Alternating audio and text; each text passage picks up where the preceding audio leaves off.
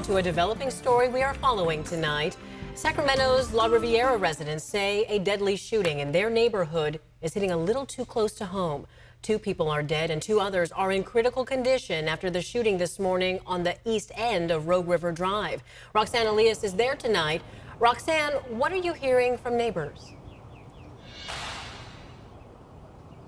Chris and Laura, earlier today we saw a lot of families walking around with their pets. They describe the area as a peaceful place where nothing really happens except for the occasional theft.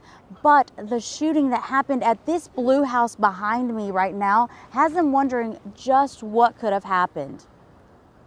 2 people are dead and 2 are critically injured after a shooting at this home on Rogue River Drive. You can't help but be concerned. Janet B. has lived in this La Riviera community for about 50 years. She says early this morning she heard the sirens and saw Sacramento Sheriff's deputies arrive on scene. This is totally different. We have a little, break-ins and a little robbery once in a while, but no, to my knowledge, this is the first really serious thing.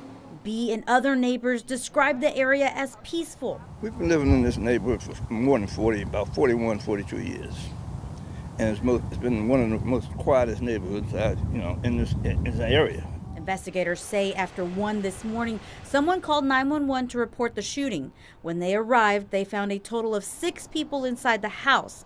2 were pronounced dead at the scene, 2 were taken to the hospital with life-threatening injuries, and 2 were unharmed and held for questioning. But at this point, there's no suspect information and what led to the shooting. Detectives say all of the victims live in the house where the shooting took place. Despite all of this, Janet B. says she feels law enforcement is doing everything they can to keep residents safe. I've never felt any hesitation in walking the dogs down here, around the block, to the park, through the park.